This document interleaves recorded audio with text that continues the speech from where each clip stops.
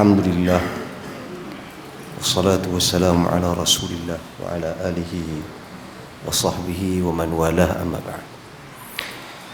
Terima kasih kepada Al-Fadhil Ustaz, pengacara majlis. Seterusnya rakan-rakan lama IQ ni saya ingat saya datang last 2011 2011 ataupun 2012 last datang, almost lebih kurang hampir lebih 10 tahun tak datang, disebabkan kesibukan dengan pelbagai urusan dan sebagainya. Dan adik-adik pelajar-pelajar serta pewaris yang bersama-sama pada malam ini, terima kasih semua. Tuan-tuan dan puan-puan sekalian, dulu mengajak dulu di sini saya ingat lagi Sahih Muslim, Sahih Muslim last lah, kitab yang mengajak. Dulu saya ada program sebulan sekali di IQ, pagi di sini dan petang di malam di Masjid Rajabi Jadi kami ada sesi macam-macam lah, sesi nasi kandak, sesi mengopi, mengeteh macam-macam dengan kawan-kawan. Dan Alhamdulillah sahabat-sahabat tersebut masih lagi bersama-sama dengan kita pada hari ini. Pertama sekali syukur pada Allah Subhanahu Wa Taala dipertemukan kita pada malam ini dalam sesi yang tertangguh, sepatutnya pada bulan lepas, tetapi memandangkan ada program yang agak penting, satu sesi dan siri dialog ilmu antara tokoh-tokoh muda kita, berkisar tentang topik yang agak ilmiah, yang saya juga meminati topik tersebut. Jadi saya minta supaya penganjur tangguhkan pada waktu tersebut dan dapatlah kita bertemu pada malam ini. Hari ini hari Malaysia. Tuan-tuan dan puan-puan sekalian, saya kira semua orang tahu dah pasal Sahih Al-Imam Al-Bukhari, khususnya bagi adik-adik yang belajar dan rakan-rakan di belakang sana yang mengikuti perkembangan ilmu. Orang mengaji agama dan orang mengaji sunnah ini, Sahih Al-Bukhari adalah salah satu kitab yang takkan lekang daripada bibirnya dan takkan lekang daripada kajian, pembacaan dan penghayatannya, kerana as-sahhul kitab ba'da kitabillah. Kitab ini adalah kitab yang paling sahih selepas daripada kitab Allah. Kata para ulama, ma ra'aitu tahta adimis sama' as-sahhul kitab ba'da kitabillah min sahihi al-Imam al-Bukhari. Kami tidak pernah melihat kitab yang lebih sahih di bawah langit dunia ini, kitab yang lebih sahih daripada sahih al-Imam al-Bukhari. Pengenalan ringkas lah tentang al-Imam al-Bukhari. Nama dia paling mudah, tak payah panjang-panjang lah, Muhammad ibn Ismail, itu nama dia, Abu Abdullah Muhammad ibn Ismail al-Bukhari. Tuan-tuan dan puan sekalian, dilahirkan seperti mana yang kita semua sedia maklumi tahun 192 Hijrah di Uzbekistan. Saya tertarik apabila baru-baru ni ada seorang rakan saya melawat makam Al-Imam Al-Bukhari, tetapi ada satu perkara yang saya rasa agak sedikit galak sedikit, kerana telah mula dibinakan masjid di atasnya. Dalam hadis pun kita tahu bagaimana Nabi SAW menyebut, la'anallahu al-yahuda wan nasara ittakhadhu qubur anbiya'ihim masajidah. Allah Subhanahu wa taala melaknati Yahudi dengan Nasrani kerana mereka menjadikan kubur para nabi mereka sebagai tempat untuk bersalat. Pembinaan masjid itu sebenarnya walaupun salah dari sudut Islam, tentunya salah berdasarkan hadis-hadis yang jelas, full stop topik ini. Walaupun ada kata tu masjid nu ada imam, adakah imam-imam yang kubur ini dibina di atasnya masjid mereka meredai perbuatan tersebut? That's the point. Mereka tak salah, Al-Imam Al-Bukhari tak salah. Bahkan Al-Imam Al-Bukhari antara periwayat hadis-hadis berkenaan dengan larangan binaan masjid di atas kuburan, clear. So jadi itu saya pun terkejut juga, pembesaran besar-besaran oleh kerajaan Uzbekistan untuk membangunkan masjid tersebut di atas Uzbekistan pula. Uzbekistan masjid dekat subhanallah, perkuburan dia sekarang saya terlupa tempat. Kawan saya pergi, dia tunjuk dalam Facebook dia gambaran, walaupun dibina di situ. Saya pun tak pasti kenapa, mungkin ada pandangan-pandangan menyamakan dengan binaan kuburan di atas Masjid Al-Imam Syafi'i dan beberapa masjid tokoh-tokoh ilmuwan yang lain. Dan pula digambarkan dari sudut yang lain, tokoh-tokoh yang tidak dibina kuburan binaan di atas kuburannya seolah-olah diberikan gambaran lekehlah tokoh-tokoh tersebut. Ini pun satu pandangan yang tentunya salah sama sekali. Okey, tak apalah, tentu pasal beliau. Dan Al-Imam Al-Bukhari rahimahullah, seperti mana kita ketahui, melalui proses pendidikan ilmu yang luar biasa. Beliau tidak seperti anak-anak yang lain, daripada kecilnya telah mula belajar agama. Tentunya Arab, hafal Al-Quran itu perkara biasa. Tapi dia bukan Arab. Al-Imam Al-Bukhari bukan orang Arab. Dia orang apa? Orang ajam kira. Selain Arab lah, ghairun natiqin. Dia orang berasal daripada Uzbekistan lah. Okay. Dan dia bukan orang Arab, tetapi belajar bahasa Arab, menghafal Al-Quran dan menghafal hadis. Pada umur 11 tahun dah hafal hadis, dah memperbetulkan periwayatan sanad yang dinukilkan dalam syekh di dalam kuliah. Macam ni, salah dia angkat tangan, dia perbetulkan bacaan sanad oleh syekh dah. Dan guru-guru dia tokoh-tokoh yang hebat, bukan orang yang biasa. Guru-guru Al-Imam Al-Bukhari. Siapa tahu guru Imam Bukhari? Siapa boleh bagi seorang? Yahya bin Ma'in. Siapa dia Yahya bin Ma'in? Yahya ibnu Ma'in, Abu Zakaria Yahya bin Ma'in, sahabat baik dan karib kepada Imam Ahmad bin Hanbal. Sehingga kan Imam Ahmad bin Hanbal pernah berkata tentang Yahya ibnu Ma'in, dia kata as-sama' minhu, mendengar daripada Ahmad berkata mendengar daripada Yahya ibn Ma'in, syifa'un lima fis sudur, iaitu satu ubat mengubati hati-hati kita, jiwa kita. Itu kata Imam Ahmad bin Hanbal. Keilmuan dia bahkan dinukilkan dalam banyak riwayat, antaranya Imam Ahmad dengan Yahya ni kawan baik, dia sahabat baik dua orang ni, Ahmad bin Hanbal. Dan Imam Ahmad ni sentiasa menulis daripada kenyataan-kenyataan, riwayat-riwayat Yahya bin Ma'in. Itu, dan dalam peristiwa yang kita pun tahu, peristiwa hadis yang masyhur, hadis palsu yang disandarkan kepada Imam Ahmad dan juga kepada Yahya ibnu Ma'in.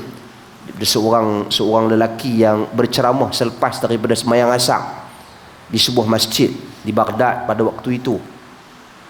Dia bangkit, dia kata, aku menukilkan hadis ini, meriwayatkan hadis daripada Ahmad ibn Hanbal dan Yahya ibn Ma'in, tanpa dia mengetahui dua orang itu berada dalam majlis dia.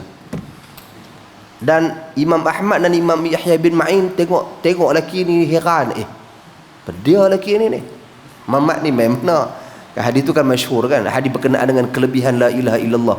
Man qala la ilaha illallah, siapa yang sebut la ilaha illallah tu daripada kalimah la ilaha illallah tu jadi seekor burung, daripada seekor burung itu paruhnya, bulunya, semua tu ada kelebihan. Dipanjang-panjangkan penceritaan tersebut sehingga bertujuan untuk menarik perhatian hadirin dan hadirat yang mendengar ceramah ataupun ucapan beliau.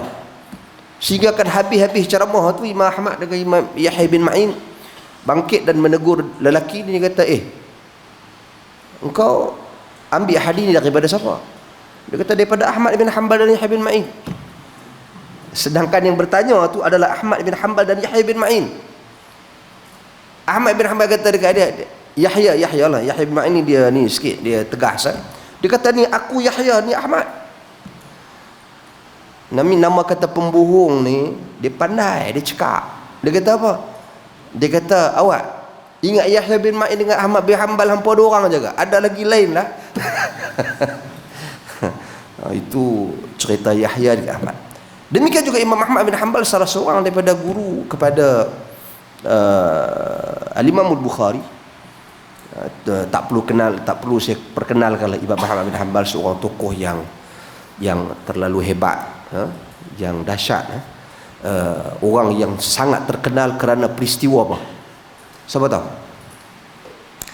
Imam Ahmad ni selain daripada penulis musnad, selain daripada tokoh fiqh yang terkenal, pendiri peletakan batu asas kepada perkembangan mazhab Hanabilah, lain daripada tu apa dia?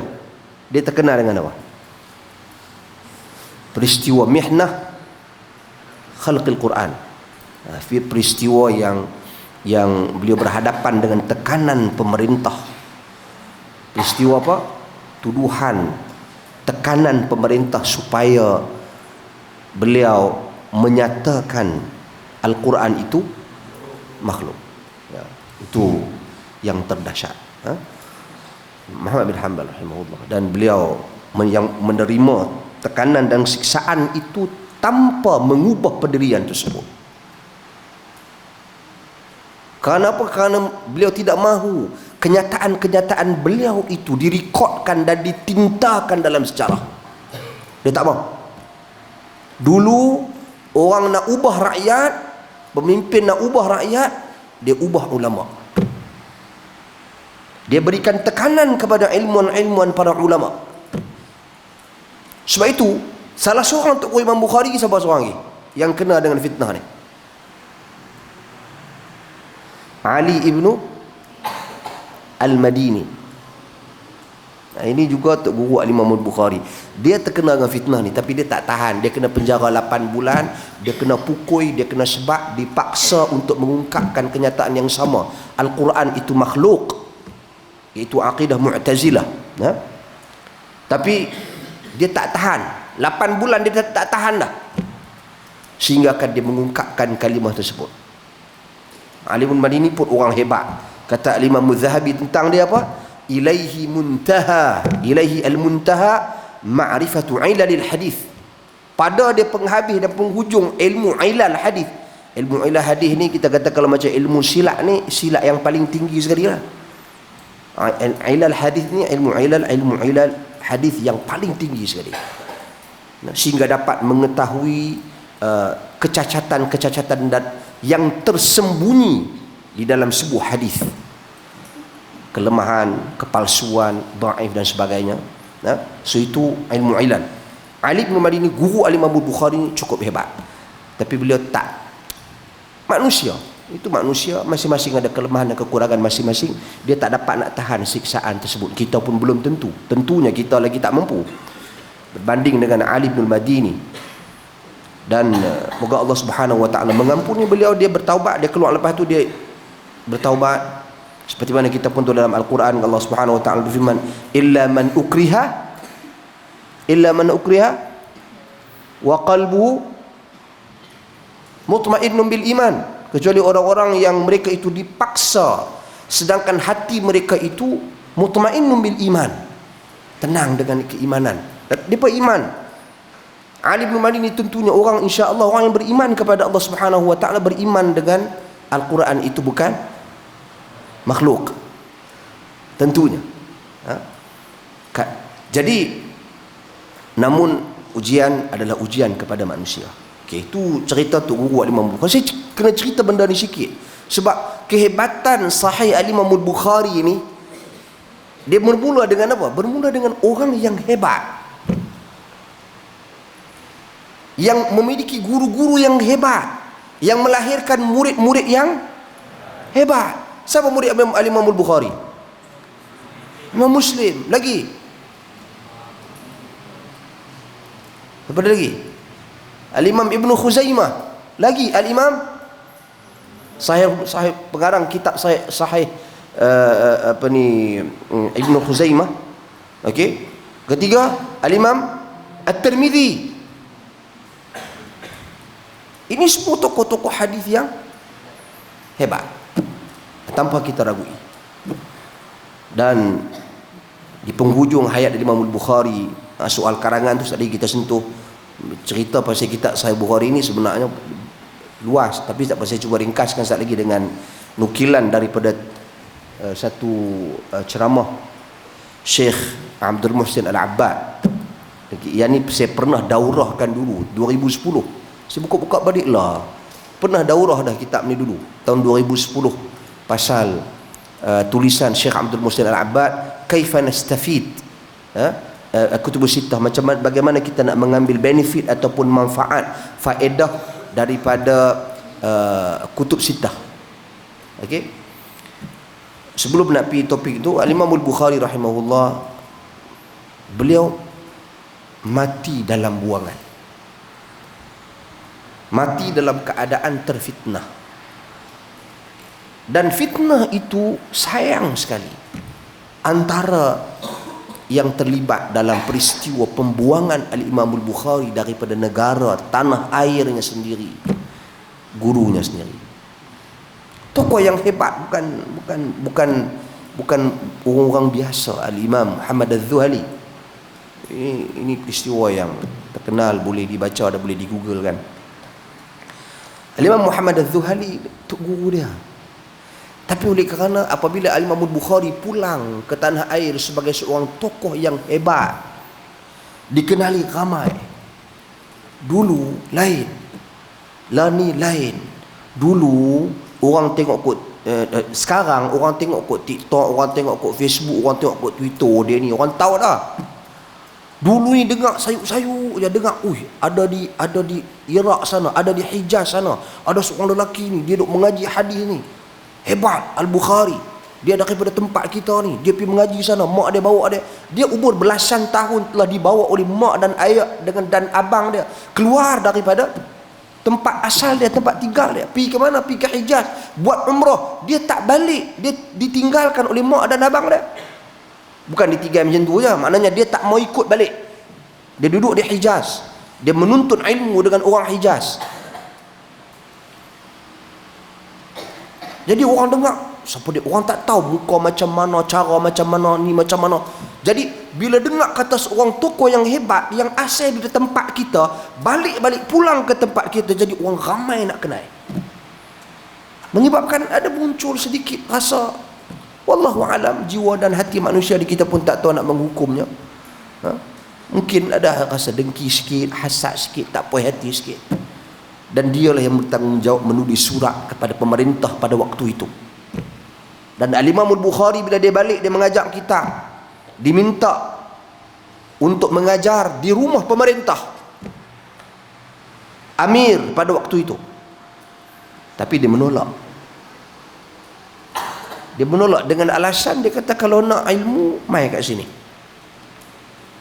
Aku tidak dituntut untuk pergi berkejaran ke pintu-pintu rumah pemimpin. Nak ilmu, mai sini. Aku kena sampaikan ilmu. Kalau tak nak, laranglah aku. Kata Imam Bukhari, larang aku. Kerana aku akan bersaksi dengan larangan itu di hadapan Allah Subhanahu wa taala. Dan dia bacakan hadis, man katama ilman aljamahu Allahu rijama minan nar. Barang siapa yang sembunyikan ilmu, Allah Subhanahu wa taala sumbat dia dengan lijam. Apa dia panggil, siksaan-siksaan daripada api neraka, bara-bara daripada api neraka. Aku tak mau terlibat dalam menyembunyikan ilmu. Tapi kalau kau nak larang aku, larang aku. Dan aku bersaksi dengan larangan itu di hadapan Allah Subhanahu wa taala. Kau tanggungjawab. Plus pula ada orang tak puas hati, orang tak selesa, kemunculan dia, kepulangan dia membawa balik ilmu. Subhanallah, luas itu. Ada orang tak puas hati, ada orang dengki. Jadi menyebabkan timbul isu-isu yang tak sepatutnya berlaku. Dia juga dituduh, difitnah, berkata Al-Quran itu makhluk, dan dia mati dalam buangan. Seorang tokoh hadis yang hebat, wafat tahun 256 Hijrah. Itu Al-Imam Al-Bukhari rahimahullah, pengarang kitab Al-Jami' As-Sahih. Tuan-tuan dan puan sekalian, kita pun tak banyak masa malam ni, ada dekat kuliah maghrib ya. So jadi saya fikir-fikir balik, saya kata kita rujuk satu kuliah Syekh Abdul Muhsin Al-Abbad tentang kaifa nastafid min al-kutub al-hadithiyah as-sittah. Bagaimana kita nak mengambil faedah daripada kitab hadis yang 6. Saya baca teks dia dan saya cuba memberikan poin-poin penting dalam teks saya, bukan semualah. Dalam tu cantik disusun bagaimana cara kita nak ambil faedah.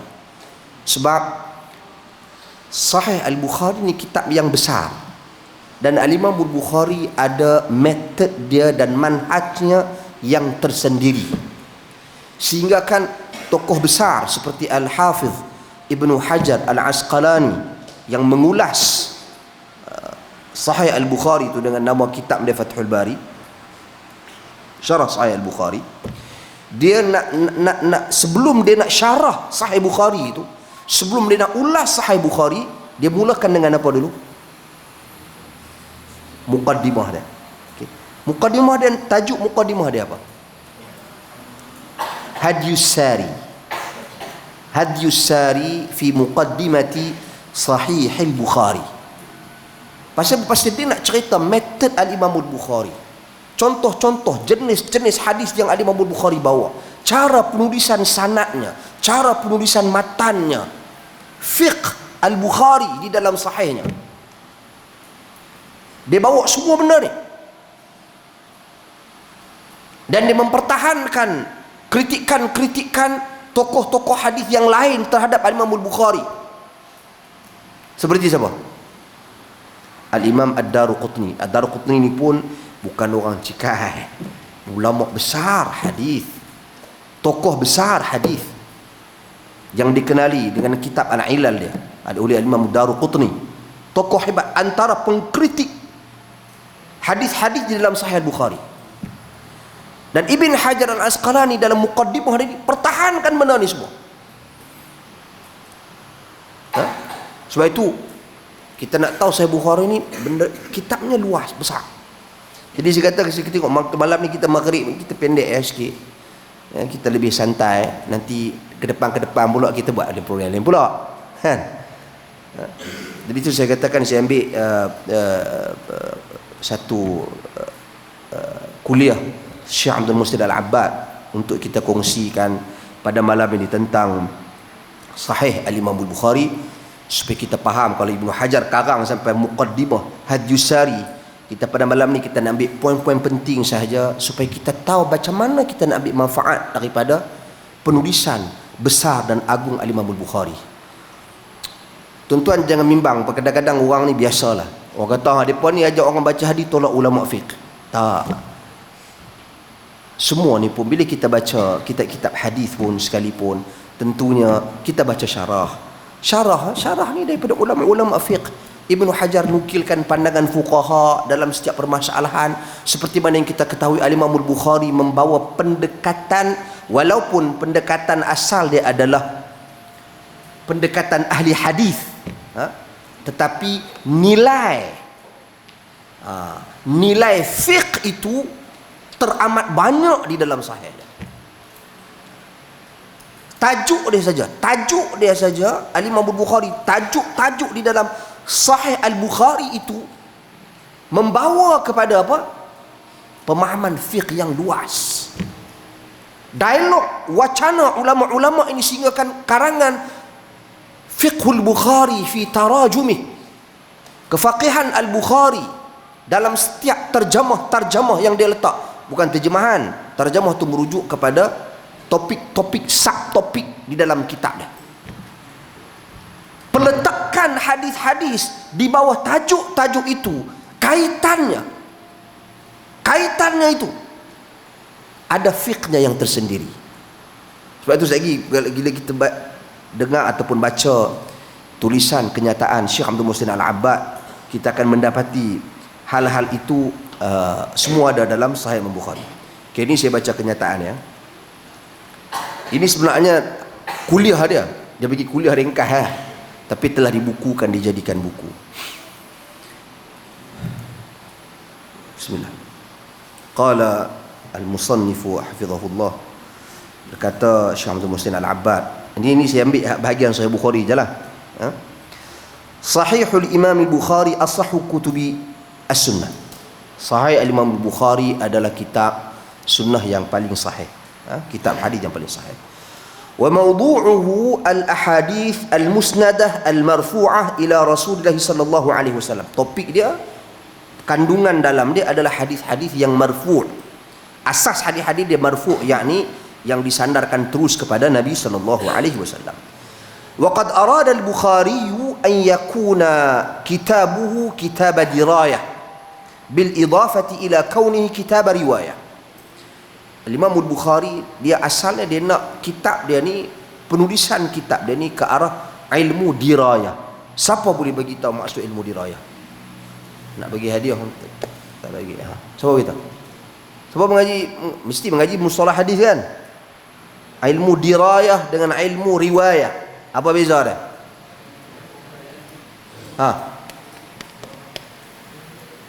Ilmu dirayah dan ilmu riwayah, bagi maksud dan pemahaman yang mudah je. Okey.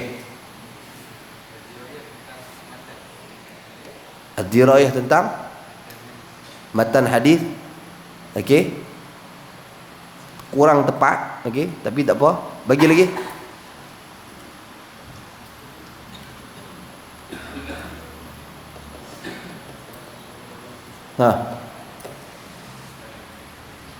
Ad-dirayah faham mudah.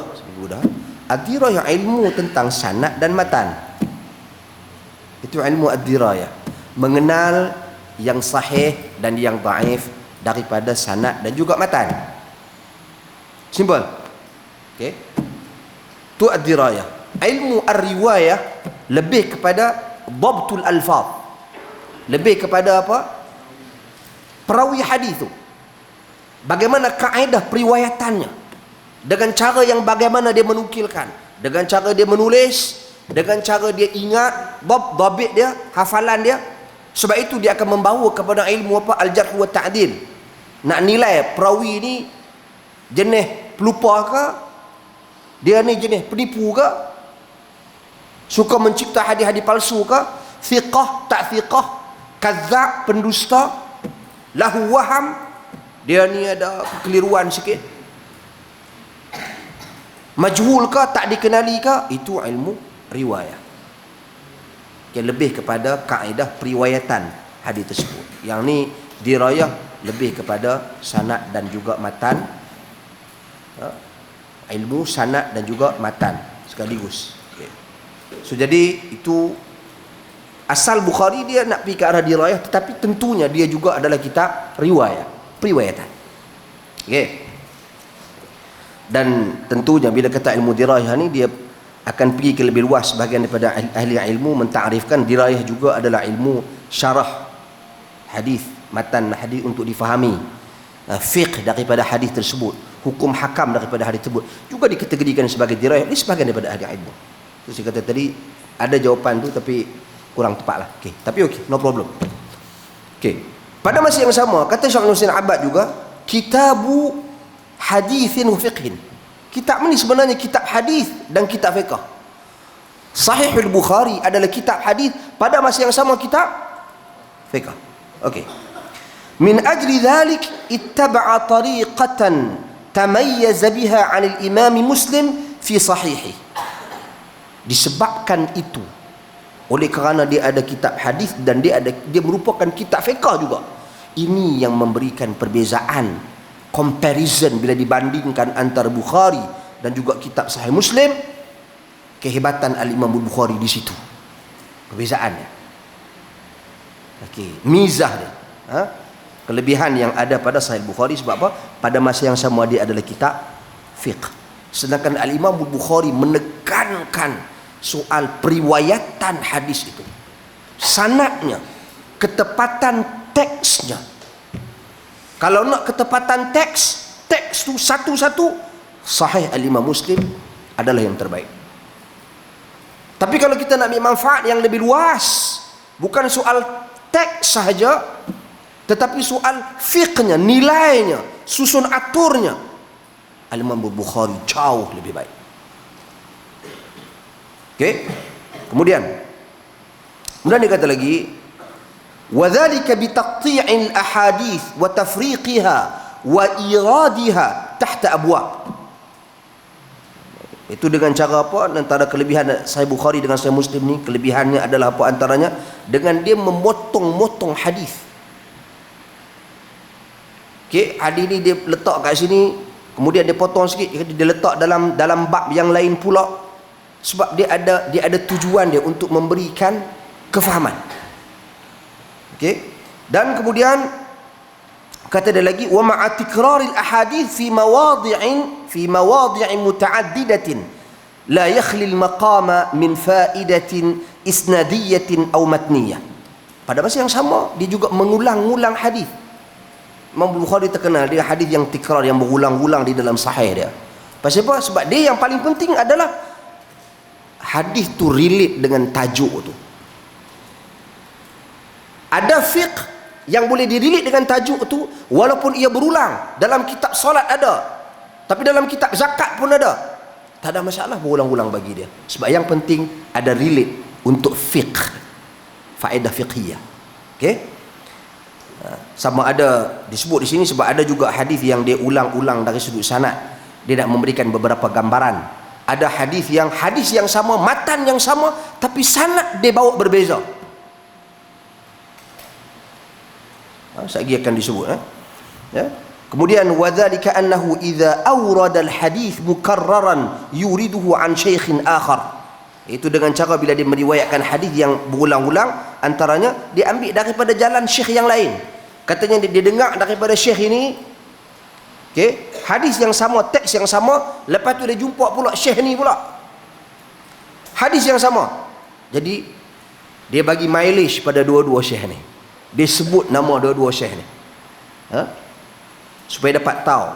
Sebab hadis ni bila ia datang daripada riwayat dan jalan yang berbeza, matannya sama, ia akan saling memperkukuhkan dari sudut status kekuatan sanadnya.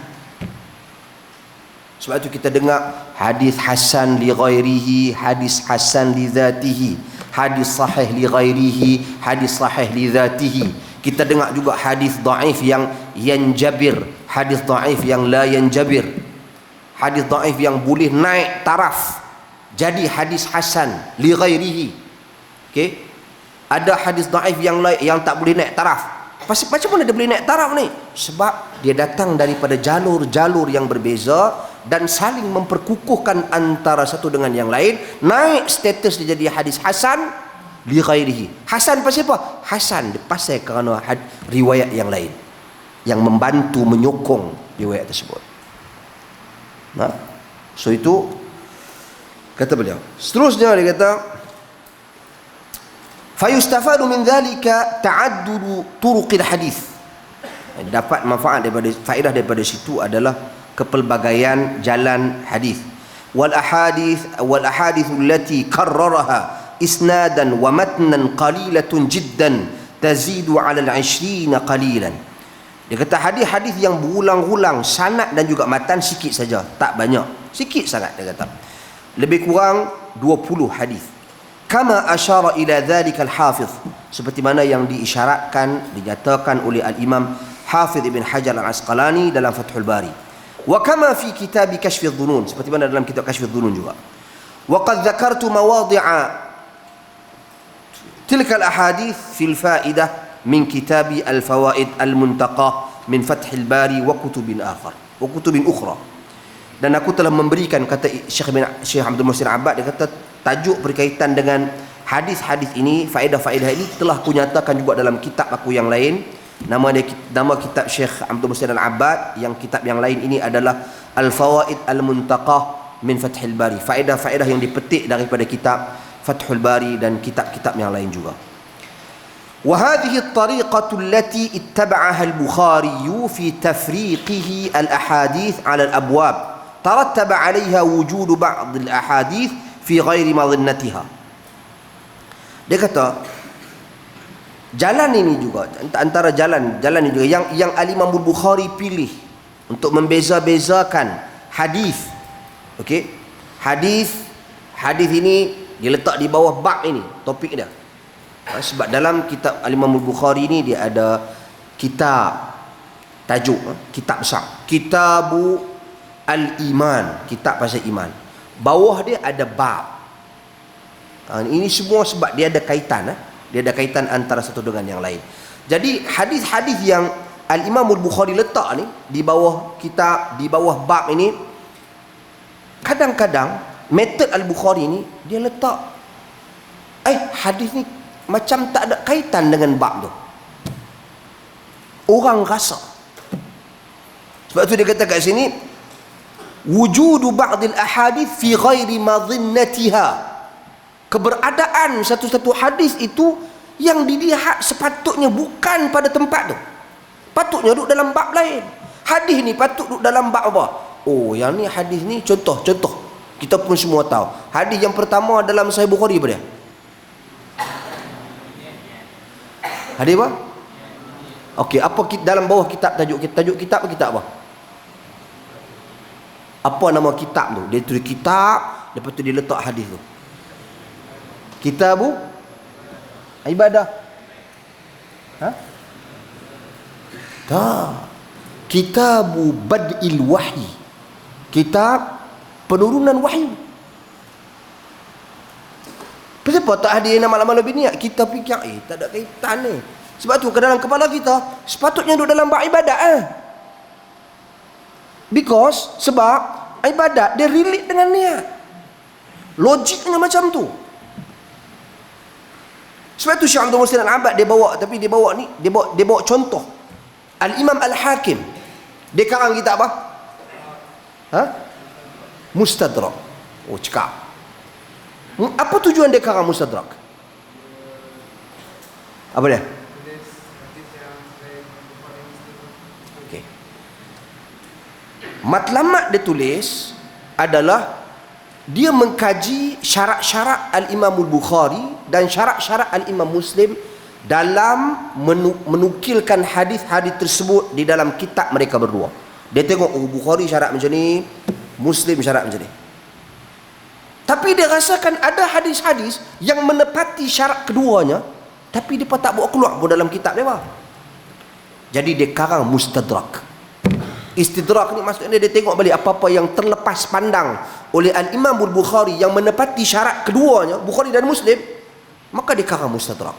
Tu Mustadrak Al-Hakim dia panggil. Namanya Mustadrak ala Sahihain. Contoh, kata Syekh Abdul Muhsin Al-Abbad ni dia bagi contoh.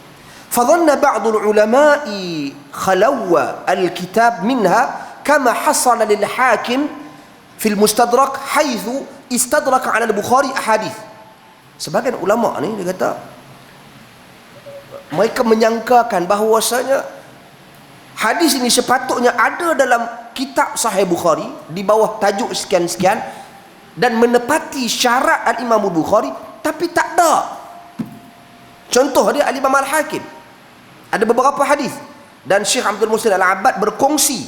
Salah satu dia kata Kitabul Ijarah fi an-nahi an asbil fahal. Okey. Contoh dia hadis yang Al-Imam Al-Bukhari meriwayatkan di bawah kitab, iaitu Kitab Al-Ijarah, kitab berkenaan dengan sewa. Okey.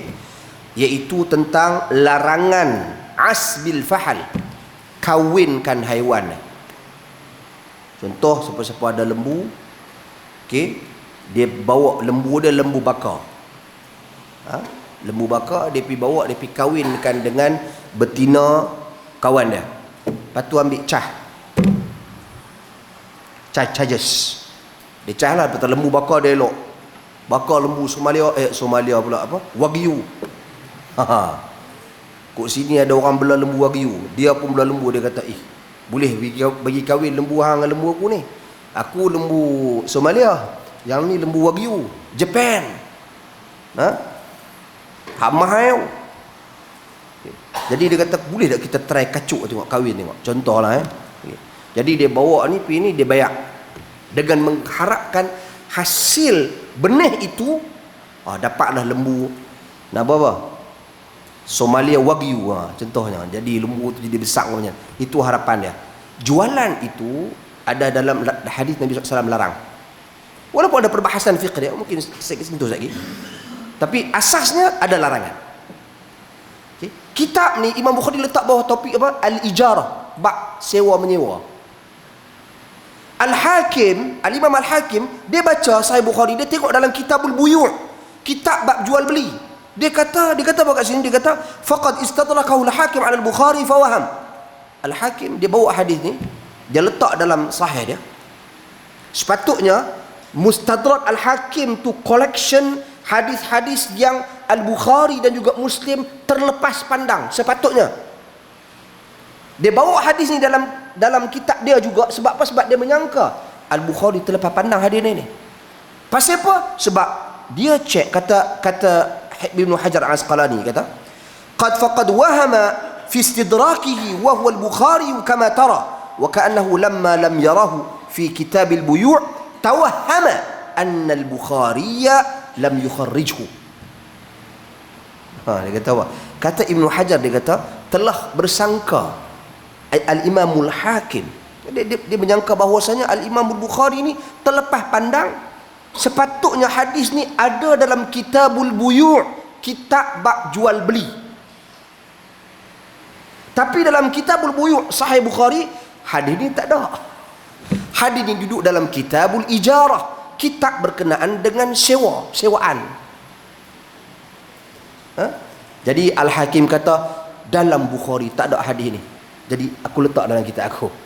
Dia terlepas pandang, dah ada hadis ni Al-Bukhari nukilkan dalam kitab Al-Ijarah. Itu contoh dia. Itu kehebatan Sahih Bukhari. Sebab tu kalau nak baca semua. Jangan baca kerak kat sini, dan kemudian membuat andaian yang pelbagai. Itu tak betul. Kemudian kata Syekh Muhammad Muslim Al-Abbad lagi, dia kata, ini benda-benda yang fantastik dalam Sahih Bukhari. Kata dia lagi, wa amma fiqhul Bukhari fahuwa wadihun min tarajumihi allati wasafaha al-Hafidh Ibn Hajar fi muqaddimati Fathil Bari bikauniha huyyiratil afkar wa adhashatil uqul wal absar wa bikauniha ba'idatal manali mani'atal mathal انفرد بتدقيقه فيها عن نظائره واشتهر بتحقيقه لها عن قرائنه. Okey, dia kata sini apa? Dia kata sesungguhnya fiqhul Bukhari jelas dalam setiap terjemahan dia. Topik-topik dia letak. Macam contoh yang biasa kita dengar dalam Kitab Bad'il Wahyi, kitab tentang sejarah turunnya wahyu, apa kaitan dan relate-nya dengan hadis innamal a'malu binniyat. Siapa boleh bagi contoh? Boleh bagi?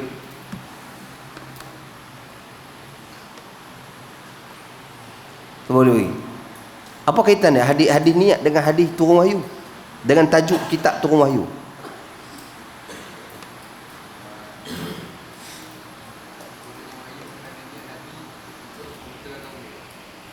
Macam mana? Apa kaitan dengan niat?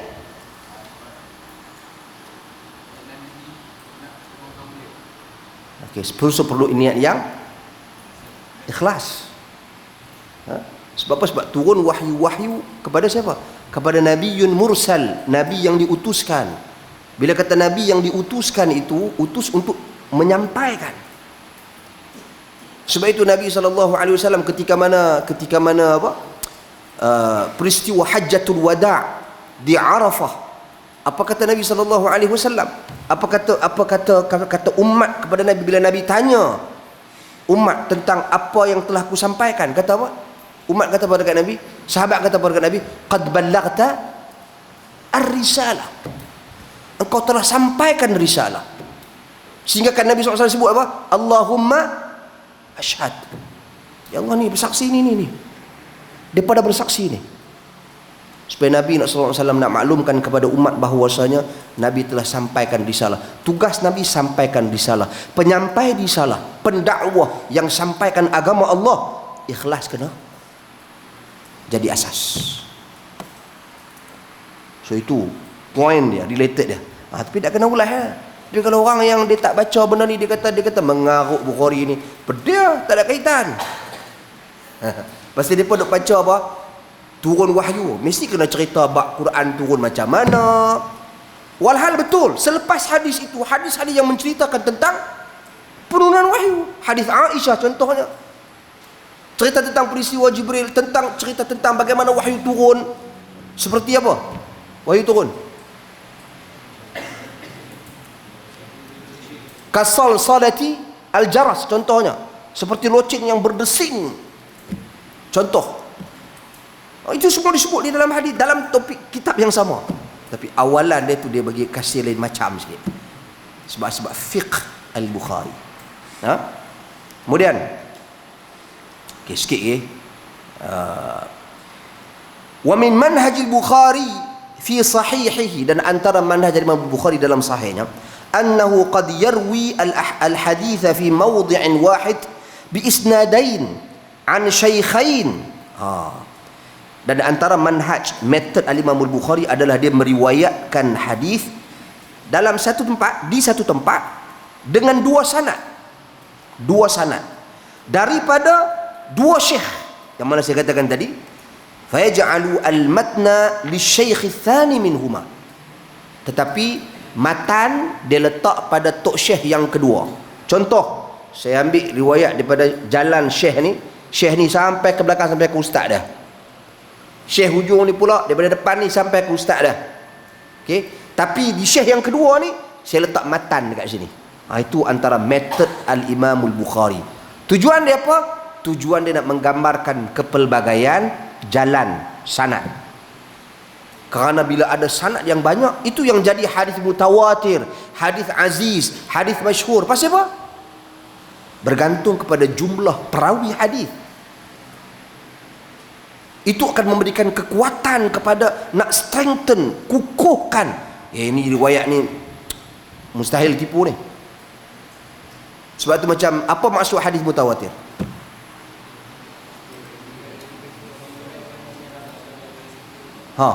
Riwayatu jam'in an jam'in. Riwayat satu kumpulan yang besar pada satu kumpulan yang besar. Sehingga kan apa? Sehingga kan mustahil dengan jumlah ini mereka berpakat untuk berbohong. Itu penting. Sebab tu contoh hadis-hadis yang dikategorikan sebagai mutawatir. Contoh hadis apa? Man kadzaba alayya muta'ammidan falyatabawwa maq'adahu minan nar. Itu hadis mutawatir. Jalannya banyak. Jadi Imam Bukhari nak bagi faedah dari sudut riwayah dan dirayatul hadis. Kemudian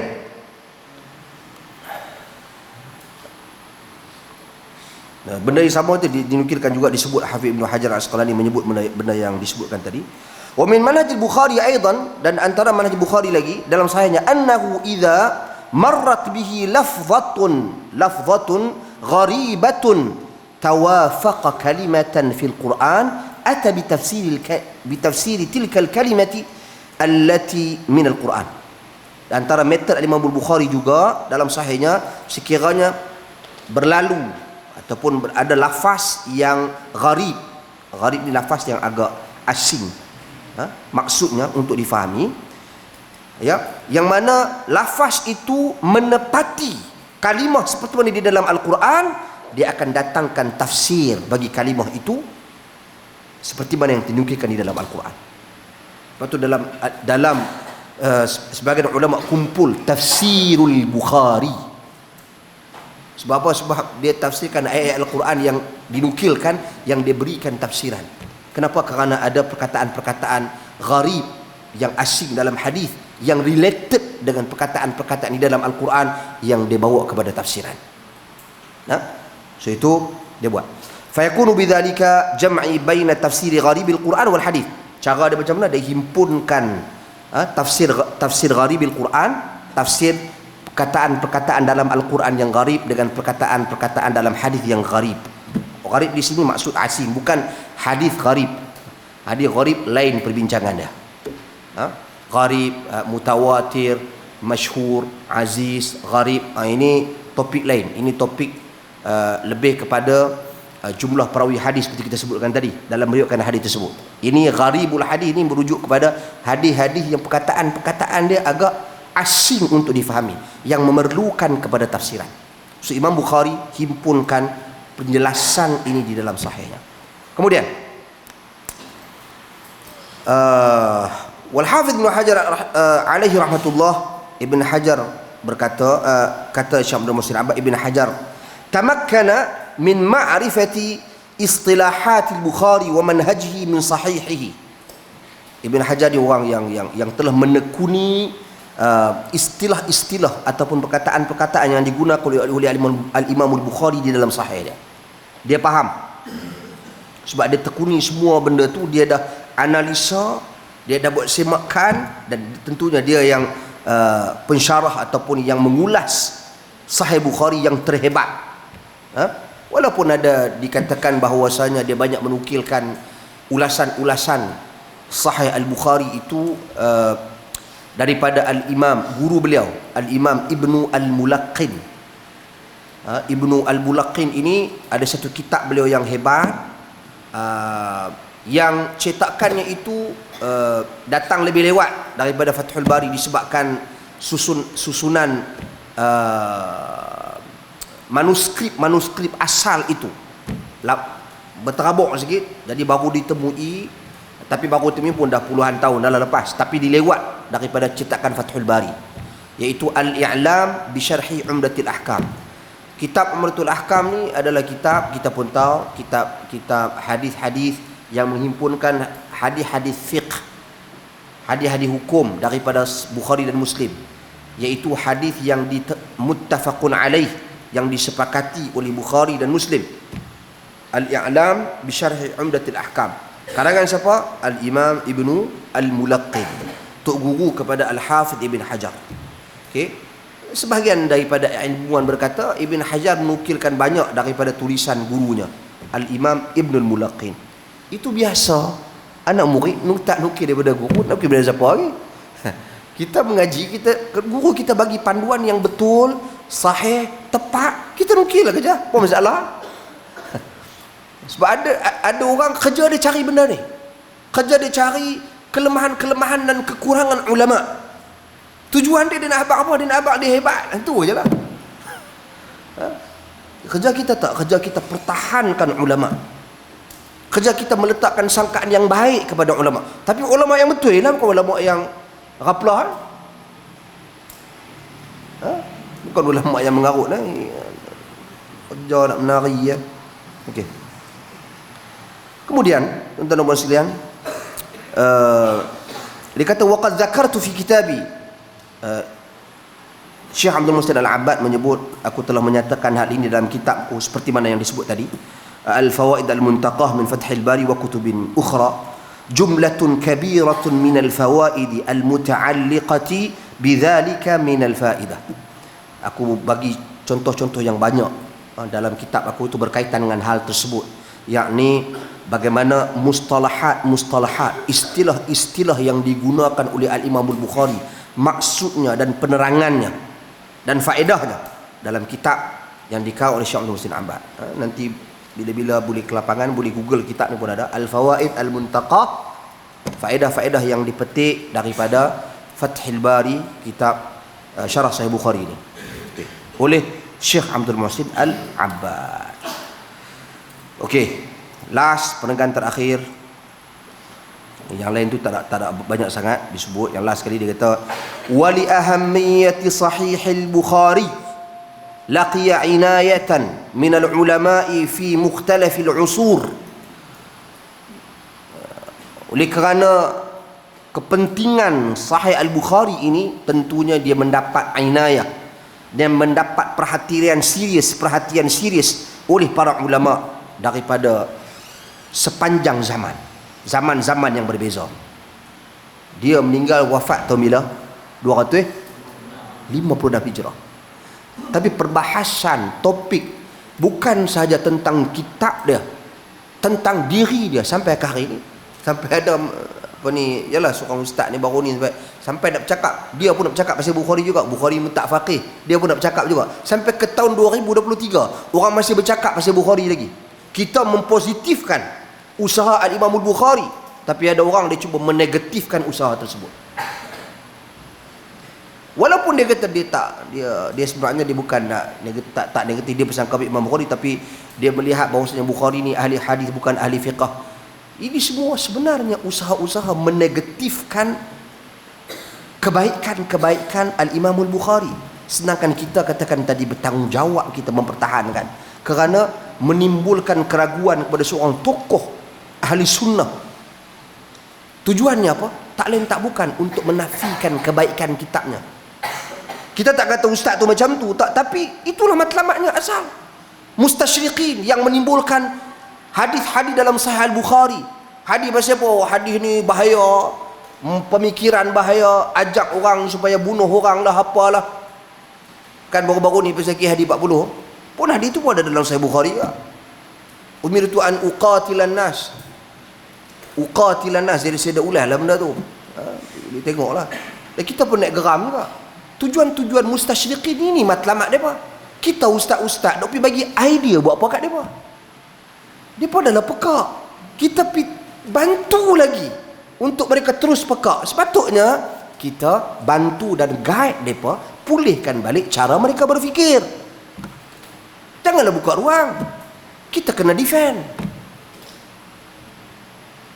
So ini Al-Imam Al-Bukhari, saya bukan bercakap di sini untuk memaksumkan dia, tak. Kita semua setuju sepakat yang maksum hanya Nabi SAW. Dan yang maksum juga adalah risalah yang baginda bawa, Al-Quran dan juga Al-Hadis. Itu maksum. Cumanya yang kita bercakap pada hari ini, Al-Imam Al-Bukhari manusia. Tentu ada kelemahan, tentu ada kekurangan, itu manusia biasa. Tapi tugas kita, kita bawa manusia bukan untuk memuja dia, tak. Kita bawa untuk merespek, show respect kepada dia. Tentunya dia jauh lebih hebat daripada kita. Sumber ilmu barakah dia sampai kepada kita pada hari ini. Dan kitab dia diiktiraf tanpa khilaf. As-sahih kitab ba'da kitab billah. Kita nak pening apa lagi? Kerja kita pertahan je lah. Orang kata kita balut je lah. So jadi jangan bagi muka. Jangan bagi muka. Ini semua sebab apa? Sebab dia akan membawa kepada apa? Golongan-golongan yang tak bertanggungjawab ini akan mengambil kesempatan atas kekhilafan sesama agamawan. So agamawan kena memainkan peranan benda ni. Hang aliran apa? Katakan hang tak nak letak Sahih Bukhari ni sebagai kitab yang lekeh. Hang aliran sebelah sana ke sebelah sini ke sebelah sinun ke? Selama mana dalam kerangka besar ahli sunnah, kerangka besar kita katakan. Ada khilaf nu tak apa, tapi kita kira kerangka besar orang Islam. Tahan lah. Tak payahlah nak timbulkan benda-benda yang agak sensasi, sehingga membuka ruang kepada fattan, golongan-golongan kaki fitnah yang tak faham, kita katakan tadi, jahil ini ambil kesempatan untuk menidakkan kedudukan asahul kitab ba'da kitabillah. Ini kita kena hati-hati. Sebab itu fitnah ke atas agama ni benda besar. Fitnah ke atas agama ni benda besar, bukan benda kecil. Sebab tu kita kena elak fitnah ke atas agama. Aisyah radhiyallahu anha bila perjalanan hijrah Nabi sallallahu alaihi wasallam, apa dia kata? Pasal apa hijrah? Antara sebab hijrah pasal apa? Betul hijrah kerana wahyu Allah Subhanahu wa taala. kerana tekanan ke atas umat Islam. Tapi antaranya dia kata apa? Makhafata an tuftan. Dia kata antara tujuan hijrah tu adalah kerana takut terfitnah agama. Orang-orang muhajirin ni, dia dapat tekanan. Perlu Islam dapat tekanan. Kemarin baru kami sembang pasal topik hijrah di Perlis lah, ada forum kemarin. Tapi saya ulang benda ni. Sebab apa? Sebab kita nak ingatkan fitnah ke atas agama benda besar. Sebab di kalangan kita ada orang yang strong, kuat jiwa dia, ada orang yang lemah. Manusia, kalau tak syurga itu tak bertingkat-tingkat, demikian neraka tak bertingkat-tingkat. Dia satu standardnya. Tak, dia bertingkat-tingkat kerana manusia bertingkat-tingkat ketakwaan dan keimanan dia. Tu kita kena faham. Sebab tu dalam keadaan manusia bertingkat-tingkat keimanan dan ketakwaan, demikian juga manusia-manusia ini bertingkat-tingkat kefahaman dan ilmu dia.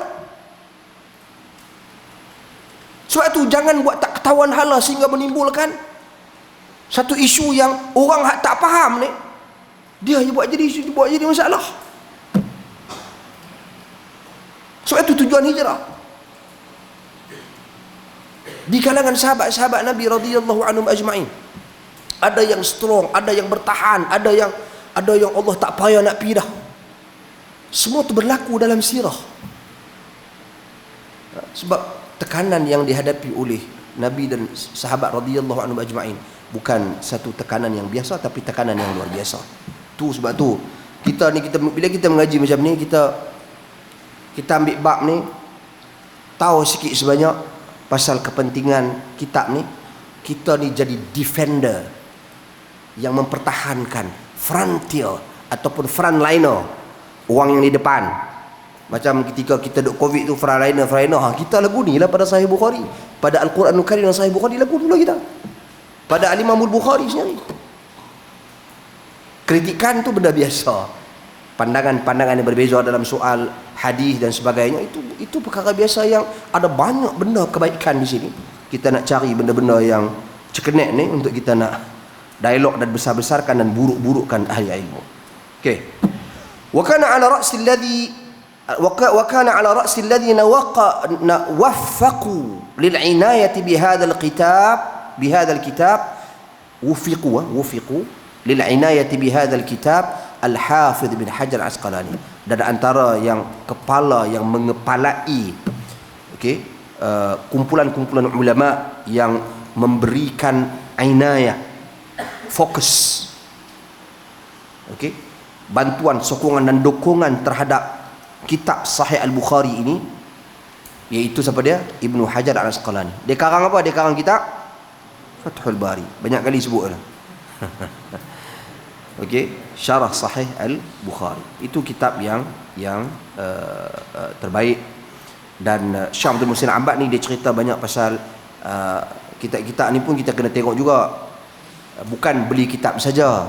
Beli kitab kita kenal pasti tabaah mana yang bagus, cetakan mana yang bagus. Sebab pencetak kitab ni ada kategori-kategori dia. Ada cetak nak berniaga. Bila cetak nak berniaga, nak jual bagi untung ya. Jadi kadang-kadang kualiti. Kalau kualiti kertas tak apa lagi, tak kita boleh maafkan. Tapi kualiti content, itu the most important thing. Kualiti content kitab tu, dia tak kira selagi huruf jatuh, dia tak ada cek balik. Dia kira print dah. Pembeli ramai ni print. Tu ahli ilmu dia bahas sampai up to that level, sampai cetakan kitab mana dan muhakkik dia. Muhakkik ni kita terjemah semalam, kita terjemah apa? Pentahqiq pentahqiq kitab tu pun diambil kira. Sebab apa? Sebab nak muhakkik ni orang yang meneliti balik ketepatan manuskrip asal dengan kitab yang dicetak itu tepat. Manuskrip ni kita kena ingat lah, yang tulis balik manuskrip Fathul Bari ni, manuskrip Sahih Bukhari, manuskrip Fathul Bari, Sahih Bukhari ni beribu manuskrip yang mungkin hilang dan sebagainya ada. Jadi nak dapat ketepatan perkataan, nukilan hadis Al-Imam Al-Bukhari itu bukan senang. Tuan-tuan ingat-ingat ambil cetak lagu tu. Ni bukan cetak buku 35, buah garis ya. Ni cetak Sahih Bukhari, dia akan buat perbandingan antara satu manuskrip dengan manuskrip yang lain. Satu-satu cek. Oh yang ni kurang kat sini, yang ni kurang kat sini, ni kurang kat sini, ni kurang kat sini. Sebab tu kadang-kadang kita tengok ada tu di manuskrip alif, manuskrip sod, manuskrip ni. Pasal apa? Ada pengguguran perkataan, ada tambahan perkataan, dia akan himpun, dia akan ambil yang terbaik, yang paling banyak, majoriti. Tu Bukhari yang Ibn Hajar lagi. Sebab apa? Sebab dulu tulisan bukan kertas-kertas mewah macam kita. Batu Syekh Abdul Muhsin Al-Abbad, kalau dulu, sekarang ni dah ada tabah-tabah yang bagus, Darut Tayyibah pun yang bagus, yang top sekarang ni, syarah Sahih Bukhari. Tapi kalau zaman beliau ni disebut cetakan Matba'ah As-Salafiyah Mesir. Cetakan Matba'ah As-Salafiyah Mesir, yang mana ada ta'liqat, ada sedikit catatan, notes dia daripada Syekh Abdul Aziz bin Baz rahimahullah, yang mana dia ada seorang lelaki ni, syekh ni yang terkenal. Dia terkenal dengan pakar tarqim, pakar penomboran. Dia yang meletakkan sistem penomboran dalam Sahih Al-Bukhari, penomboran hadis itu. Nama dia Muhammad Fuad Al-Baqi. So jadi kitab cetakan Matba' As-Salafiyah Mesir, notes, ada ta'liqat oleh Syekh Abdul Aziz bin Baz rahimahullah, dan juga yang meletakkan penomborannya itu pada sahih hadis-hadis dalam Sahih Bukhari itu Syekh Muhammad Fuad Al-Baqi. So itu cadangan Syekh Abdul Muhsin Al-Abbad. Kalau nak ambil kitab, nak beli syarah Sahih Al-Bukhari, belilah syarah Sahih Al-Bukhari cetakan ini. Dan sekarang yang terbaru pun ada banyak lagi. Contoh saya katakan tadi, ada cetakan Darussalam, ada cetakan Darut Tayyibah. Tapi kebanyakannya masyayikh yang lama-lama, yang senior, mereka mencadangkan Matba'ah As-Salafiyah. Saya rasa itulah sikit sebanyak yang boleh dikongsikan. Dan ada last penenggan pendek ni, dia kata wa adadu kutubi Sahih Al-Bukhari 97 kitaban.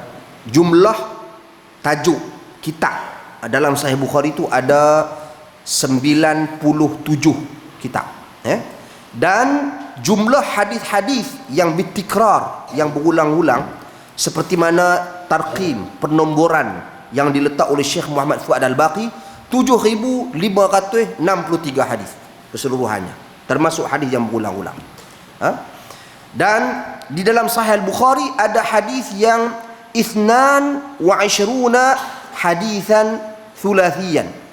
Dalam Sahih Al-Bukhari ada 22 hadis yang tikrar, iaitu hadis hadis yang dikategorikan sebagai hadis thulathi.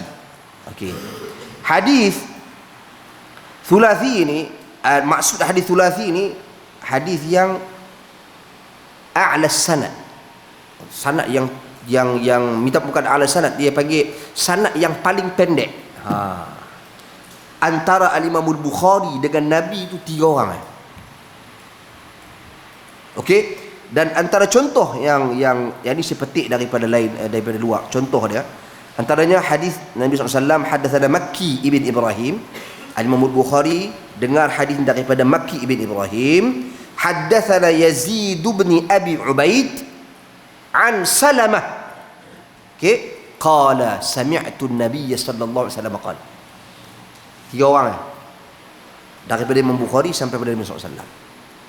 So itu paling pendek sanad yang ada dalam Sahih Al-Bukhari, ada lebih kurang dalam 22 hadis.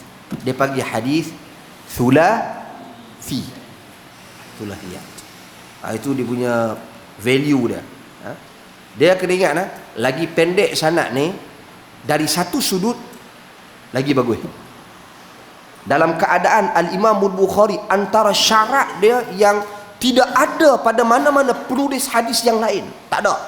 Syarat dia yang paling ketat sekali, iaitu thubutu al-liqa. Cakap thubutul liqa, iaitu kepastian bertemunya antara perawi itu dengan perawi yang sebelum daripadanya, bertemu. Kena bertemu. Baru dia ambil hadis itu masuk dalam sahih dia. Maknanya dia pun bertemu dengan Makki ibn Ibrahim. Dan Makki ibn Ibrahim bertemu dengan siapa dia tadi? Dengan Yazid ibn Abi Ubaid. Dan Yazid ibn Abi Ubaid juga bertemu dengan siapa? Salamah. Dan tentunya Salamah sahabat Nabi radhiyallahu anhu. Bertemu dengan Nabi sallallahu alaihi wasallam. Bertemu. Baru dia boleh ambil hadis itu. Tak macam Al-Imam Muslim. Dia memadai dengan thubutul mu'asarah, iaitu memadai dengan kepastian mereka berada dan hidup sezaman. Hidup sezaman dah cukup lah. Takkan tak jumpa kot. Duk tahun 2000 sama dia pun batch tu juga. Macam tu. Tu thubutul mu'asirah ulama lain pakai, tapi Imam Bukhari tak. Untuk syarat nak masukkan dalam sahih dia mesti bertemu. Itu the value dia. Jadi sebab itu bila kata bertemu, lepas tu pendek pula sanad dia tu, tak panjang, maknanya dia jumpa dengan the very very most senior ulama hadis pada zaman dia, yang telah bertemu dengan ulama hadis sebelum tu, sehingga sampai bertemu dengan Nabi sallallahu alaihi wasallam.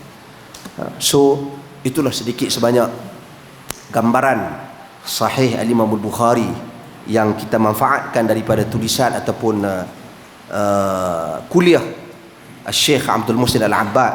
Faedahnya, gambarannya, metodenya, metod penulisannya, moga-moga ia bermanfaat untuk kita semua. Dan insya-Allah di lain masa kita bertemu lagi lah. Dan saya difahamkan ada sesi soal jawab, saya buka seluas-luasnya. Terima kasih. Jazakumullah khair. Sila. Ya.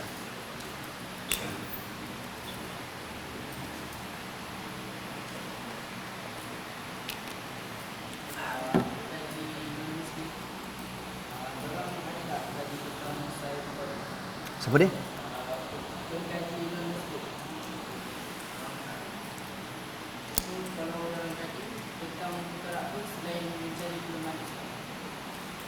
Mengkaji tak pasal Sahih Bukhari.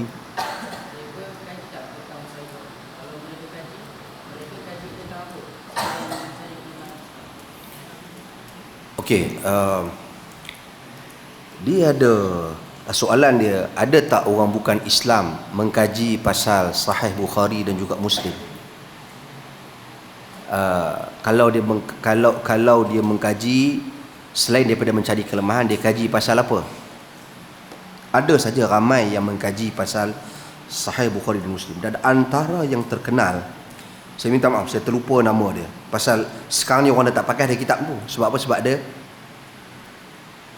Sebab ada kalau yang pengkaji ataupun penulis buku-buku agama ni, ataupun ustaz-ustaz ni pakai maktabah syamilah je, ataupun mufti Google je lah. Tapi kalau dulu, sebelum zaman digital ini, kitab ini sangat penting. Kitab ini menghimpunkan kepala-kepala ataupun awalan-awalan hadis daripada kutubus sittah. Dihimpun. Siapa yang tulis ni? Bukan Islam, non-Muslim. Dia mengambil sistem pernomboran Muhammad Fuad Al-Baqi. Okey, Fuad Al-Baqi. Kemudian dia susun balik, dia bagi awalan-awalan hadis berdasarkan kitab-kitab masing-masing. Sahih Bukhari, kitab ni dia bagi kepala. Jadi kita yang pengkaji hadis ni nak cari kitab senang. Nak buka Sahih Bukhari ni berapa jilid? 3-4 jilid. Kalau yang sekali dengan details dan juga dengan sanad, dah ada nota kaki, dah ada muhaqqiq. Tapi ada Sahih Bukhari 1 jilid pun ada, tak ada masalah. Tapi kita nak cari kepala tu, dia buat by ada yang nak buat by apa dia panggil, perkataan awalan hadis tu, innamal a'malu binniyat, innamal a'mal, dia tulis tu. So kita boleh carilah dalam Sahih Bukhari, dia buka tu dalam Sahih Bukhari, dalam Sahih Muslim, innamal a'malu binniyat, hadis nombor berapa? Dalam Sahih Tirmizi, Sunan Tirmizi duduk nombor berapa? Sunan Nabi duduk nombor berapa? Sunan Ibnu Majah nombor berapa? Disenaraikan semua tu. So senang tak kita cari? Senang. Tapi dalam dunia digital pada hari ini dah kurang relevan lah. untuk kita rujuk kitab tersebut walaupun masih diguna pakai. Ilmuwan-ilmuwan Islam yang terdahulu yang tak agak kurang aktif dengan dunia digital ini, mereka masih lagi guna. So itu yang positif. Yang negatif ni tetap saya cerita lah, banyak lah. Yang negatif ni mereka melihat dari pelbagai perspektif, especially perspektif yang berkaitan dengan perkara-perkara yang boleh menimbulkan keraguan pada kitab hadis tersebut. Ini golongan-golongan seperti ini banyak, itu ramai. Dan juga positif way juga sebenarnya untuk maklumat, kitab-kitab hadis ini menjadi rujukan juga pakar-pakar yang bukan Islam yang mengkaji tentang Islamic finance. Dia guna kitab, bukan Sahih Bukhari sajalah, hadis umumnya, untuk menjadi sumber rujukan. Sebab terminologi ataupun mustalahat dalam teori Islamic finance ini, walaupun tidaklah terlalu banyak, sebab sekarang ni dah macam-macam keluar. Sebab kita pun faham bahawasanya dalam muamalat ini fiqhnya luas. Dia bukan terkekang dengan satu pendapat dan pandangan semata-mata, dia luas. Tapi istilah bai'ul 'ainah, bai' bi thamanin ajil. Saya terkejut tengok seorang baru ni, kawan non muslim Chinese, cerita kat saya bai' bi thamanin ajil. Saya kata hantar cakap sekali lagi. Dia sebut tahu apa nak terus lah. Tapi ini Islamic finance practice. So jadi itu kebaikan-kebaikan yang ada. Wallahu a'lam. Terima kasih.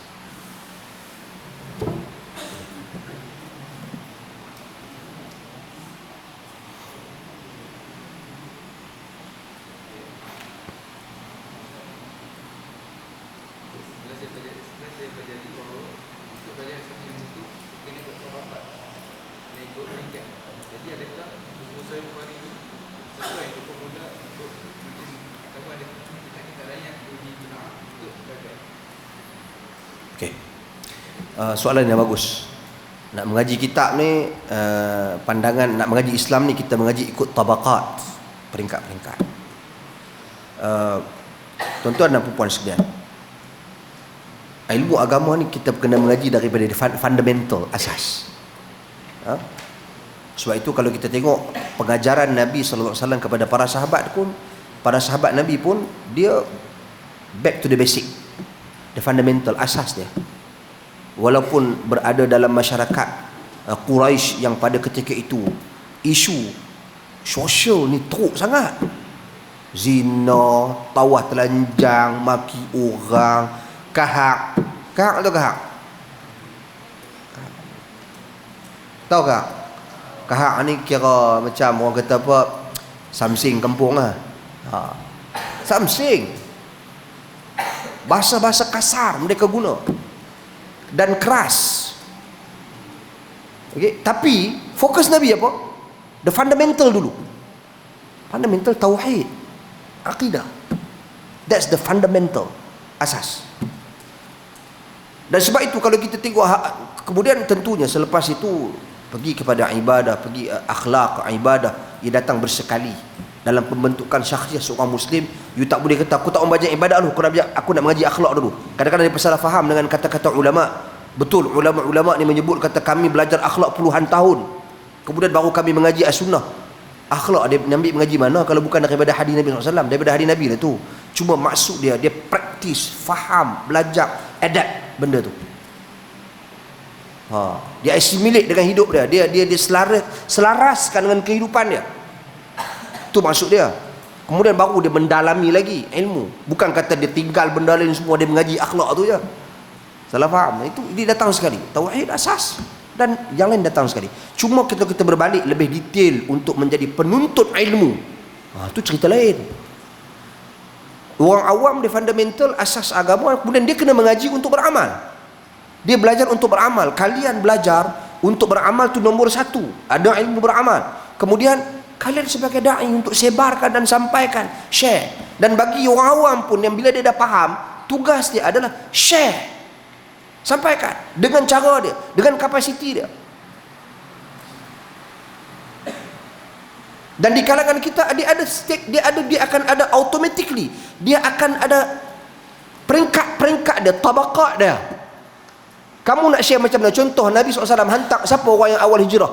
Nabi hantar Mus'ab ibn Umair contohnya. Tujuan dia apa? Mus'ab dan juga siapa dia? Abdullah ibn Ummi Maktum. Dua orang ni buat apa? Buat apa ni Madinah? Ajak Quran. Ajak Quran. Nabi segak dia. Bukan kata sahabat lain ta'ati langsung, tapi Nabi tengok di kalangan sahabat dia, dua orang ni nampak champion. So bagi dua orang ni dulu pergi. Contoh. Demikian juga kes-kes yang lain. Itu dari satu sudut. Tapi bila kita cakap sebagai penuntut ilmu, you nak mengkaji, yang ni kena segak. Betul lah seperti apa yang ente sebut tadi. You penuntut ilmu, tiba-tiba you tak ada asas hadis, you tak tahu apa-apa, you pergi buka Sahih Bukhari, lepas tu pergi tibai orang. Tak boleh. Untuk kerja problem. Sebab itu para ahli ilmu berpesan, nak mengaji hadis ni kita mulakan dengan matan arba'in dulu, dari sudut hafal. Biasakan dengan mutun dulu. Okey, sebab semua hadis-hadis yang sahih dalam matan arba'in. Lepas tu naik sikit, ambil kalau hadis-hadis akhlak, pergilah Riyadhus Salihin. Naik daripada, kalau nak pergi hadis-hadis fiqh, ambil Umdatul Ahkam dulu. Lepas tu naik sikit Bulughul Maram, Hafiz Ibn Hajar. Umdatul Ahkam siapa? Abdul Ghani Al-Maqdisi. Naik lagi ke Bulughul Maram, Ibn Hajar Al-Asqalani. Kemudian sekarang ni Syekh Yahya Al-Yahya Saudi, Riyadh. Siapa pernah tengok video yang budak kecil tu, yang Allah Subhanahu Wa Taala ni mata dia buta tu, Jibril nama dia, budak tu, yang dia mengikuti program Syekh Yahya Al-Yahya, iaitu program menghafal Sahihain ataupun Kutubus Sittah. Yang dia tanya ini amal sambung, nama bin yang sambung, baca hadis sambung sampai habis, sambung. Yang baca kok ni, baca kok ni. Sekali dengan nombor hadis, sekali dengan perawi hadis, sekali dengan sanad. So itu program khas Syekh Yahya Al-Yahya. Dia buat macam mana? Sahih Bukhari, Sahih Muslim, dia buang semua sanad. Start hafal daripada awal sanad, penghujung sanad, iaitu awal sanad dia bagilah, iaitu daripada contoh daripada hadis Umar Al-Khattab radhiyallahu anhu. Hafal dari situ sampai habis, sekali dengan perawi mana. Itu program dia, dan dia himpunkan. Jadi hadis-hadis kutub sittah tu ada berulang-ulang. Dalam Sahih Bukhari ada, dalam Sahih Muslim pun ada, dalam Tirmizi pun ada. Ada yang ada dalam Tirmizi, ada dalam Abu Dawud, ada dalam Nasai, ada dalam Ibnu Majah.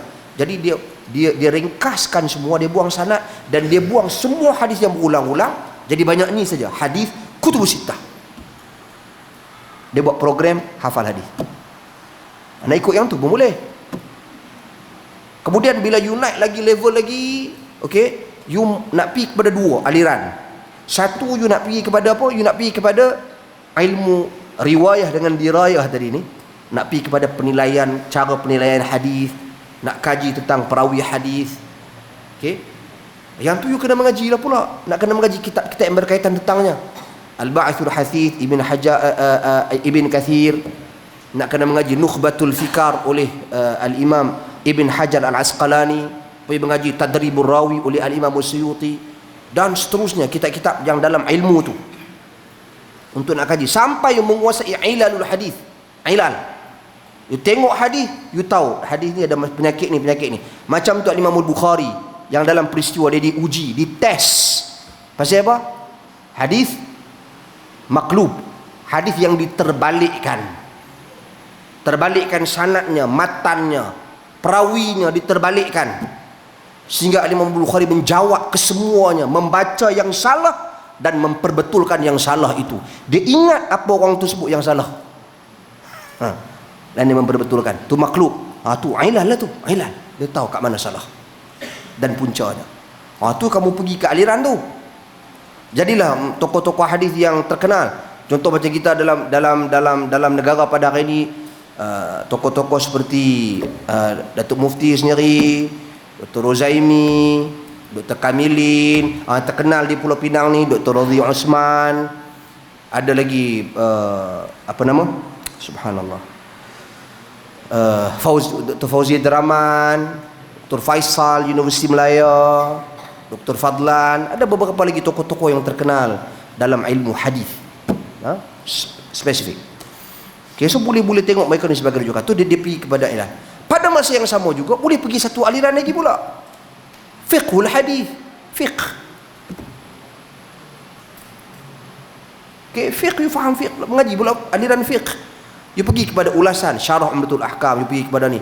Kemudian you pergi luaskan lagi. Itu dari sudut ilmu hadis. Sebab tu pengajian kitab ni supaya you rasai perkembangan, macam kita mengaji matematik, mengaji darab dulu. Ni pergi mengaji ungkapan algebra, terlentang lah situ dia satu. Tak boleh. Itu maksud staggered dia. Tapi bukan tabaqat yang seperti mana di laung-laungkan oleh sebagian kumpulan. Oh, yang ni hang tak sampai masa hari. You can ask, you boleh tanya dan you perlu tanya untuk benda yang kita tak faham. Dan yang menjawab kena cerita.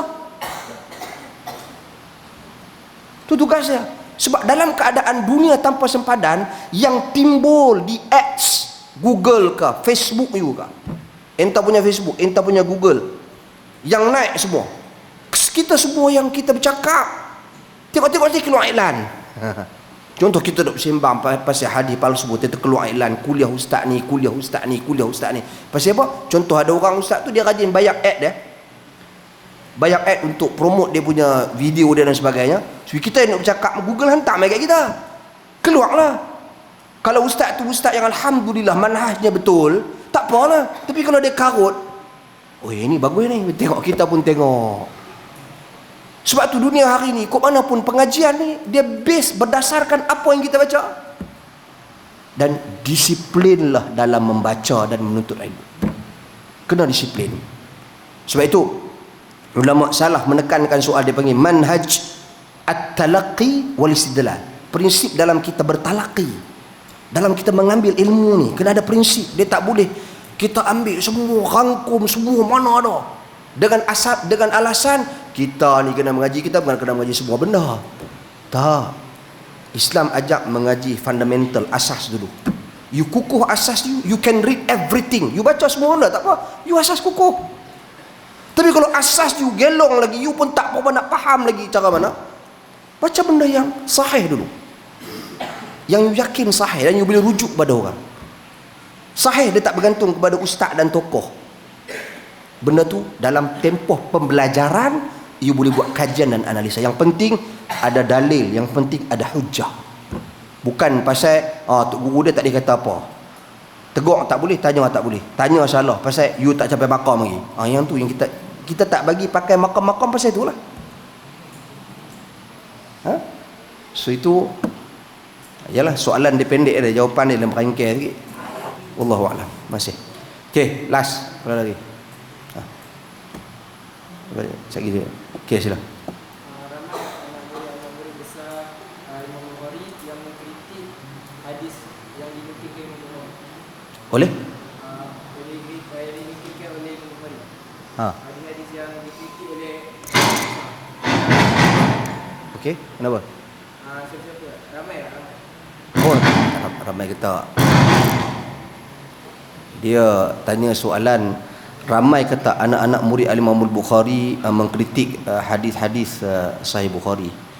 Ada je pengkritik-pengkritik ni, bukan saja anak murid, tok guru dia sendiri.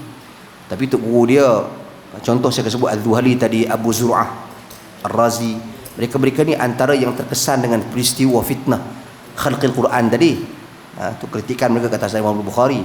Kalau saya nak bagi contoh tu, taklah datang, tidaklah terlalu banyak seperti mana banyaknya kritikan Al-Imam Ad-Daruqutni tadi, sehingga kan dikarang kitab khas untuk mengkritik sahih-sahih ta'qibat, kritikan-kritikan ke atas hadis-hadis yang diriwayatkan oleh Imam Bukhari. Kritikan ni banyak faktor. Contoh kritikan ni pasal hadis-hadis an-anah. Bila kata an ni ada dalam Sahih Bukhari.